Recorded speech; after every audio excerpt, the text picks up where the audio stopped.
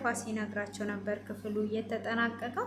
ሆኖም እንግዲህ 40 ሚሊዮኑን በቃ የወሰደችው ሉሲ ትሆናለች፣ ከሉሲ ውጪ ማንም ሰው ሊወስደው አይችልም ብሎ እንግዲህ ሱራፌል ሳሚ ይደመድማል ማለት ነው። ቤዚ ደግሞ በፍጹም እንደዚህ ትበል እንጂ እንደዚህ ልታደርግ አትችልም ብላ ትለዋለች። አይ እሷ ናት እንጂ ሌላ ሰው በፍጹም ይህንን አያደርግም፣ አፍንጫ ላይ ሆኜ ነው የምቀበላት፣ እንዴት እንደዚህ ታደርጋለች በማለት እንግዲህ ሱራፌል ሳሚ ሊያያት ወደ ውስጥ ሲገባ አልነበረችም ማለት ነው። ስላልነበረች እንግዲህ እሱንም ማፈላለግ ይጀምራል። ሉሲም ቢያፈላልጋትም ቢደውልላትም ስልኳም አልነበረም፣ ስልክም አታነሳም ነበረ። በዛ አይነት መልኩ እንግዲህ እጅግ እየተናደደ ይገኝ ነበረ። እንግዲህ የት ነው እየገባችው? ይሄ ሁሉ ገንዘብማ የወሰደችው ጉቻ ናት። ስለዚህ የት እንደገባች ገብቼ አመጣታለሁ እያለም ሰዎችን አስበትኖ እያስፈለጋት ይገኛል። እንግዲህ ሱራፌልም እንዴት ይሄ 40 ሚሊዮኑ ብር ሊጠፋ ይችላል? እሷስ እንዴት ስልኳን ዘጋች? ስለዚህ የምትሆነው እሷና እሷ ብቻ ናት፣ ሌላ ሰው በፍጹም ሊወስደው አይችልም። ስለዚህ አሁኑኑ ካለችበት አመጣታለሁ እያለ እንግዲህ እያፈላለጋት ይገኛል ማለት ነው።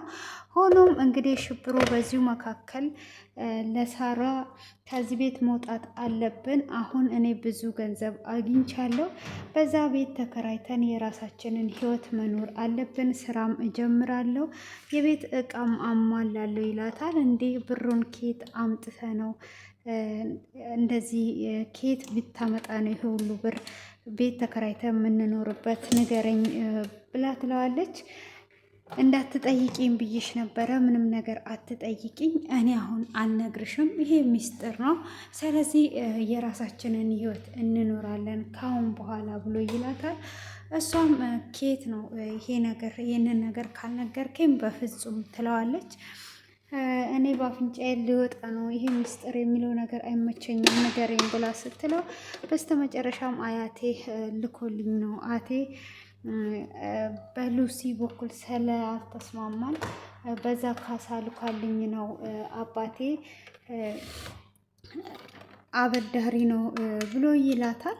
ከዛም በኋላ እንዴት ምን ያህል ብር ነው ብላ ስጠይቀውም ብሩ ብዙ ብር ነው፣ ስንት ብር እንደሆነ አላቅም፣ በሚሊየን ቤት ነው እያለ እንግዲህ እያወራት ይገኛል። እሷም እንዴት የሁሉ ብር ልታገኝ ቻል፣ እንዴትስ ልትልክልህ ቻለች እያለች እንግዲህ እያፋጠጠች እየጠየቀችው እያለ በዛው መካከል እንግዲህ ሱራፌል ይደውላል ማለት ነው። ሱራፌልም እንግዲህ ሲደውል ቶሎ ወደ ቤት መምጣት አለባችሁ ብሎ ይላታል። እሷም አሁን ቀስ ብለን እንሄዳለን ብሎ ቢላትም ሽብሩ በፍጹም የሱራፌል ድምፅ ልክ አይደለም፣ መሄድ አለብን፣ እዚህ ጋር መቆም የለብንም፣ ቶሎ ብለን ወደ ቤት እንሄድ ትለዋለች። እሱም እሺ በማለት እንግዲህ ይስማማና እየተከተላት ይሄዳል። እነሱም ቤት እንደገቡ እንግዲህ ምንድነው እሱ ለምንድን ነው ብላ ስትጠይቅም እንግዲህ 40 ሚሊዮኑ ብር እንደጠፋ 40 ሚሊዮኑ ብር እንደሌለ ይነግሯታል። ከዛን እንግዲህ እሷ እዛ ጋር ሽብሩ እያወራ ስለነበረ ሽብሩን አንጠልጥላ ይዛው ትወጣለች ማለት ነው። 40 ሚሊዮኑ ብር ያለው አንተ ጋ ነው። ስለዚህ ቀጥ ብለህ አሁን ከወሰድክበት ምን አይነት ውርደት ውስጥ ነው ያስገባኝ? ቤተሰብ ሆነን ገብተን እንዴት ይህንን ብር ትወስዳለህ? እንዴት ነው እንደዚህ የምታደርገው? ብላ እንግዲህ ፎቅ ለብቻ ጠርታው እያወራችሁ ነበረ። እነሳሚ እንግዲህ ደግሞ ለምንድን ነው ለብቻ ጠርታ ልታወራው ተጠቃቅሰው የወጡት? ይሄ ነገር ምንድን ነው? እሱ ሽብሩ ነው ወይ ብሩን የወሰደው? በፍጹም ሽብሩ አይወስድም። የወሰደችውማ ጉቻ ናት፣ እሷ ብቻ ናት የወሰደችው፣ ሌላ ሰው ሊወስድ አይችልም። በጣም እየተከራከረች ነበረ ስለዚህ ብር በማለት እንግዲህ ሲል ቤዚ ደግሞ በፍጹም እሷ ልትወስድ አትችልም በማለት እንግዲህ እርስ በራስ እየተከራከሩ ይገኛሉ ማለት ነው። ሆኖም እንግዲህ ሳሩን ግዴታ ይህን ብር መመለስ አለብህ፣ ይሄ ብር ከየት አመጣ? እንግዲህ አያትም ከሆኑ ደግሞ አያት እንዴት ይሄንን ነገር ሊሰጡ ይችላሉ? ይሄ ሁሉ ብር ከየት አምጥተው ይሰጡሃል? 2 ሚሊዮን ብር ሙሉ ከየት አመጡ? መጀመሪያ አባቴ ነጋዴ ነው ብለሃል፣ አሁን ደግሞ አናጻ በጠሪ ነው ብለሃል። ከየት የመጣ ነው ይሄ ብር? ግዴታ ለኔ መንገር አለበት ትለዋለች። እሷም እንግዲህ ይህንን ነገር በፍጹም ወስደሃል በማለት እንግዲህ እነ ሱራፌል ፊት ታቀርበዋለች። እሷም ሽብሩ ብር ተልኮልኛል ብሎ ነበረ። ያንን ብር ደግሞ የእናተ ብር ከሆነ ብዬ ተጠራጥሬ ነው ለብቻ ያወራሁት እና አያቴ ብር ልኮልኛል፣ ብዙ ብር ብሎኛል፣ ከዚህ ቤት መውጣት አለብኝ ብሎ ነበረ እና ብሩ ምን ያህል ብር ነው ብሎ እንግዲህ ሱራፌል ይጠይቀዋል። ብሩ ወደ 2 ሚሊዮን ብር የሚሆን ነው ሲል በፍጹም ይሄ ብር ከየት እየመጣ ነው? እንዴትስ ነው አያት ሊልክልህ የቻለው? በማለት እንግዲህ ሽብሩን ወደ መጠራጠር ይገባሉ። ሽብሩም እኔ እንደዚህ ከምትጠራጠሩኝ ብሞት ይሻለኛል፣ መሄድ አለብኝ ከዚህ ብሎ ለመውጣትም ሲያስብ በፍጹም አንድ ሰው ከዚህ ቤት መውጣት የለበትም፣ ይሄ ነገር ቁርጡ እስኪታወቅ ድረስ ከዚህ ቤት አትወጡም ብሎ ሱራፌል በሩን ይዘጋል። እንግዲህ እሱም በሩን በዘጋበት ሰዓት እኔ በፍጹም የወሰድኩት ነገር የለም፣ ከፈለጋችሁ አያቴ ጋር ደውላችሁ ማረጋገጥ ትችላላችሁ፣ እኔ የወሰድኩት ነገር የለም እያለ ይገኛል ማለት ነው ሽብሩ። ሆኖም እንግዲህ አሁን እነሱ የጉቻ ነገር ነው እያስጨነቃቸው ያለው። እንግዲህ ዛሬ ጠዋት ሁሉም ሰው ነበረ፣ እነ ቅንጭርቴም ነበሩ። ሁሉንም ነው እንጂ መጠርጠርም ካለብን እንዴት ነው ጉቻን ብቻ የምትጠረጥረው? እሷ ላታደርገው ትችላለች፣ ወይም ተናደው ስልኳን ዘግቷል ሊሆን ይችላል፣ እሷ ላትኖርበት ትችላለች እያለች እንግዲህ ቤዚ እየተከራከረችላት ነው። እነሱ ግን ሙሉ ለሙሉ እሷ እንደወሰደች ነው እያመኑ ያሉት ማለት ነው። እንግዲህ ሆኖም ሳምሪና ሳሮንና ሽብሩ አንድ ላይ በሩን ይዘጋባቸዋል። በሩንም እንደተዘጋባቸው እንግዲህ አሁንም እየተከራከሩ ነው። እንዴት አንተ ይሄንን ነገር ወስደ ከሆነ ስጣቸው፣ ለምንድን ነው ኬትስ ነው ያመጣው ደግሞ ብለ ብለ እዚህ ድራማ ውስጥ አያትን አስገባ እንዴ? አያትስ ኬት አምጥተውት ነው እያለች እንግዲህ ሳሮን ክርክር ታመጣለች ማለት ነው። ሳሮንም እንግዲህ ክርክር ካመጣችም በኋላ በጣም እየተከራከረችው ነበረ። ሆኖም እንግዲህ እሱም እንዴት እንደዚህ ሊሆን ይችላል? በፍጹም ይሄ ነገር ሊሆን አይችልም እያለ እንግዲህ እየተከራከረ እነ ሱራፌልም እየተከራከሩ ይገኛሉ። ሆኖም እንግዲህ ስምረትም ልጄ ራሷን ሳተችብኝ ብላ እንግዲህ ለጠበቃውም ደውላ ወደ ወንድምየውም እየሮጠ መጥቶ እንግዲህ እርግቤንም ሕክምና ወስደዋት ነበረ። እርግቤም ከሕክምና እንደመጣች ያው ምንም እንደማትሆን ተነግሮታል። እሱም እንግዲህ ስመኝ ብትጣላኝም ብትፋታኝም ትፋታ እንጂ ይሄንን ቤት ሸጬ ማሳከም አለብኝ ስምረትን ይላታል።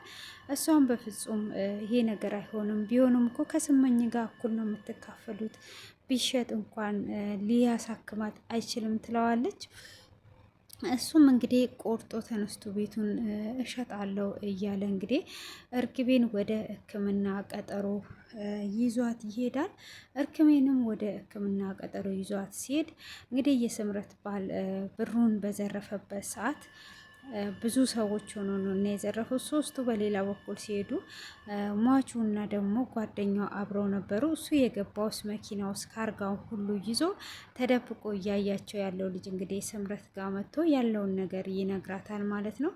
ካርጋውን ይዘዋል እንዴ ብላ ስትል አዎ፣ ግን እሱን የገደሉ ሰዎች ተጠራጥረው ገብተው ነበረ፣ ግን ምንም አይነት ወንጀል ስላልሰሩ አሁን በዋስ ተለቀዋል እና 40 ሚሊዮን ብር የት ነው ይዞ እየገባው? ይዞ ነው እየሄደው ወይስ ለብቻው ነው በማለት እንግዲህ ስትጠይቀው እሱም መኪና ውስጥ ነው ይዞ እየገባው፣ ያ መኪና ደግሞ ተንቀሳቅሷል። ስለዚህ እነሱን ጠቁሞ ያሳሰረውን ሰውዬ ትሄጂና ታወሪዋለሽ፣ እሱንም ታወሪውና ያለውን ነገር በትክክል ነግርሻል። እኔ እዛ መኪና ላይ ከደረስኩ በኋላ ዋና ድርሻው የኔ ነው፣ እኔ እወጣዋለሁ። ስለዚህ ቴጅና ግማሽ ፐርሰንት እንደምንሰጠው ለሚፈልገው ሰው ግማሹን ፐርሰንት እንሰጠዋለን።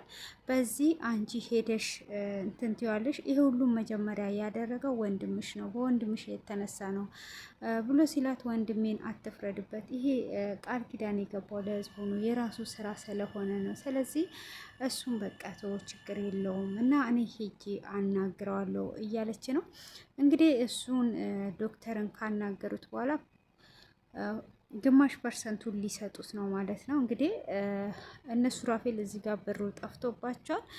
እነ ሱራፌል አሁን ትልቅ ችግር ውስጥ ገብተዋል ማለት ነው። ቤዚ እንደፈራችው ነገሮች ገነውባታል፣ ቤቷንም ብታስመልስ። ሆኖም ይሄ 40 ሚሊዮኑ ብር እንግዲህ ቤቷን ሳያሸጣት አይቀርም እውነት ሽብሩ ጋር ብሩ ከሌለ ማለት ነው። ውድ ቤተሰቦች የዛሬው ይሄንን ይመስላል። እጅግ በጣም የሚገርምና እጅግ አስተማሪ ድራማ ነው ይሄን ቤዛ ድራማ ማለት ነው። የሰውን ብር ወስዶ የሰው ልጅ ምንም ነገር ቢያደርግ የራሱን ንብረት በሕግ በተለያየ ነገር ማስመለስ ይቻላል፣ በሽማግሌ በሌላ ነገር እንጂ የሰውን ነገር እንደዚህ አይነት ወስዶ ምንም ነገር ማድረግ አይቻልም ማለት ነው። ዞሮ ዞሮ የሰው ገንዘብ የሰው ነውና ብዙ ትምህርት አዘል በውስጡ የያዘ ነው። ትንሽ ከዘረዘርኩላችሁ ቪዲዮም ስለሚረዝም እናንተ ደግሞ አስተያየታችሁን ኮሜንት ላይ አስቀምጡ።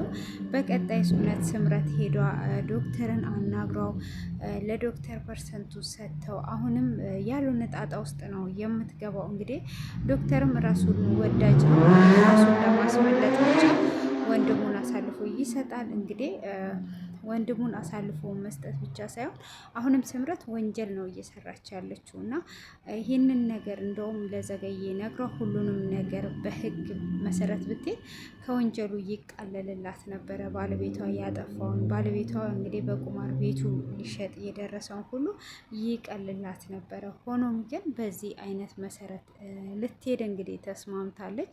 ወይን ሀሳቧን ከቀየረች እንግዲህ ቀጣይ ክፍል ላይ የምናየው ይሆናል ማለት ነው። እስከ መጨረሻ እንድትከታተሉ በአክብሮት ጋብዛችኋለሁ። አስተያየታችሁን ኮሜንት ላይ አስቀምጡልኝ እና እኔ ከወዲሁ ሰናበታችኋለሁ። ከልብ ደግሞ አመሰግናችኋለሁ። ሁልጊዜም እየተከታተላችሁኝ እያመሰገናችሁኝ እያበረታታችሁኝ ስለሆነ እኔም ከልብ አመሰግናችኋለሁ። ወዳችኋለሁ። መልካም ምሽት።